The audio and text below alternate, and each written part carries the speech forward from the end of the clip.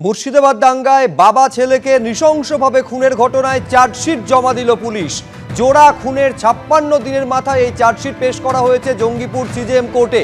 13 জনকে অভিযুক্ত করে এই চার্জশিট পেশ করা হয়েছে। বিচার প্রক্রিয়া দ্রুত শুরু করার জন্য আবেদন জানানো হয়েছে। এখন এই চার্জশিটে কি রয়েছে আরো বিস্তারিতভাবে জানবো, কথা বলবো আমাদের প্রতিনিধি রাজীব চৌধুরীর সঙ্গে। রাজীব।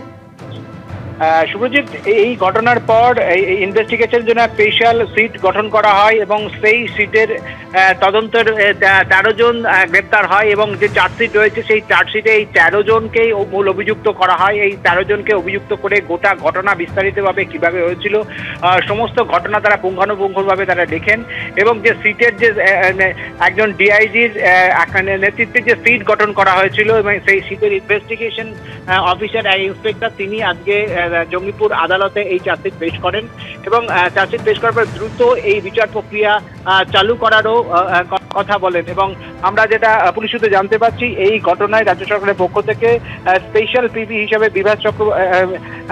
বিভাস চ্যাটার্জিকে এখানে রাখা হয়েছে এবং যেভাবে এই ঘটনা ঘটিয়েছিল অভিযুক্তরা এবং ঘটনার পর তারা যেভাবে গা ঢাকা দিয়েছিল সমস্ত বিষয়টি কিন্তু এই চার্জশিটে উল্লেখিত রয়েছে এবং পুলিশের পক্ষে দাবি করা হচ্ছে এই যে গোটা ঘটনাটা তারা বিভিন্ন তথ্য প্রমাণ ইতিমধ্যে তারা সংগ্রহ করেছেন এবং বিভিন্ন ফরেনসিক রিপোর্ট থেকে শুরু করে একেবারে অত্যাধুনিক প্রযুক্তি ব্যবহার করে তারা তথ্য প্রমাণ সংগঠিত করে এবং চার্জশিট সেভাবে পেশ করেছেন এবং তাদের আশা দ্রুত এই বিচার প্রক্রিয়া শুরু হবে এবং শাস্তির মুখোমুখি নিয়ে যেতে পারবেন বলে পুলিশের পক্ষ থেকে দাবি করা হচ্ছে।